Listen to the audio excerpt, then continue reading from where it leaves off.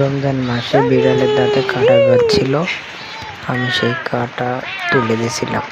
3 দিন ধরে কিচ্ছু খাইতে পারে নাই। আমি দেখার পরে সে কাঁটা দাঁতে থেকে উঠাই দিয়েছিলাম। তারপর থেকে বিড়ালের প্রতি ভালোবাসা বেড়ে গেছে। বিড়াল এখন আমাকে দেখলে কোথাও যাইতে চায় না। আমাকে যদি 1 মাইল দূরত্ব দেখে, যদি চিনতে পারে, দৌড় দিয়ে আমার কাছে আসে। এটাই হচ্ছে প্রাণী আর মানুষের ভালোবাসা। মানুষ ভুলে যেতে পারে, কিন্তু প্রাণীরা কখনো ভুলে যায় না। যদি কোনোদিন ভাগ্যে হয়ে থাকে একটু উপকার করে দেখেন প্রাণীদের, তাহলে বুঝতে পারবেন প্রাণীরা কতটুকু মানুষকে ভালোবাসে।